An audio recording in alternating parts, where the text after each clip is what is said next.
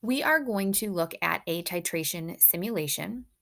And the titration that we're going to be performing today is with a standard solution of sodium hydroxide, standard meaning we know the molarity, and an unknown concentration solution of hydrochloric acid. So this is what we're going to be this is what we're going to be calculating at the end.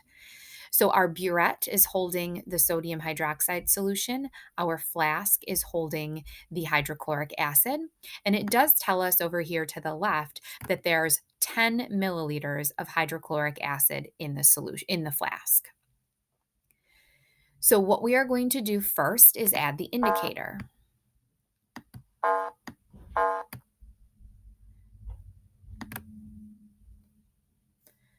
So I just had to reset it there.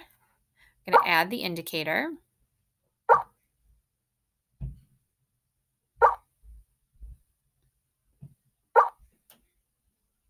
And the purpose of the indicator is to give us a visual of when the end point in the titration is reached.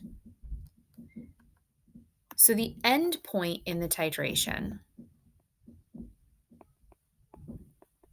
is going to be when the moles of hydrogen are equal to the moles of hydroxide, or at least as close as possible. And I say as close as possible because when moles of hydrogen equals moles of hydroxide, we say that our pH is neutral, it's 7. And unfortunately, there isn't always an indicator that's available that will allow us to determine the pH to be exactly 7. So if you think back to our indicators, and if you have table M in front of you, that would be helpful. Indicators like litmus. Litmus will be red in an acid, blue in a base, but there's a large range in between there in which the indicator changes color. So it's not at exactly 7, it's between 5 and 7.6. Or phenolphthalein is another one. Phenolphthalein is clear in an acid, and then it turns pink above a pH of 8. And in this case, we are using the phenolphthalein indicator because we're going to assume that if that solution turns pink, we have gone past the endpoint, but at least we know neutralization has occurred. So is this a perfect process using phenolphthalein? No. Is it close? Yes.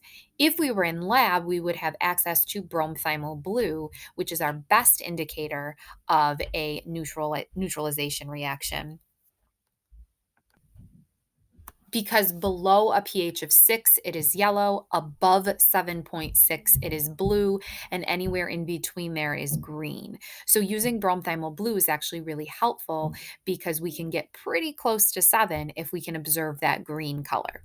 But we're not in lab, so we're going to use what's given to us, which is phenolphthalein. So the indicator is in the flask. The next step is going to be to add the sodium hydroxide to the acid. And in lab, you'd be able to add dropwise at a time, which is a very, very small amount. For the sake of ease of use, we are going to say that a drop is worth 1 milliliter. And so every time I touch this button here, a drop of sodium hydroxide is added to the solution. So what we're going to be looking for is a change in color of our solution here that will indicate that we've reached the end point. So I'm just going to continue adding sodium hydroxide until that happens.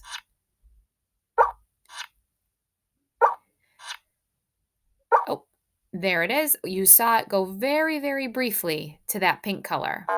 And now I can't add any more. So that's my clue that the endpoint has been reached. In lab, you would see that color persist. So that pink color that you saw show up here just very, very briefly would persist. For some reason in this simulation, it does not. So what we have now is all of the data we need to solve for the concentration of the hydrochloric acid.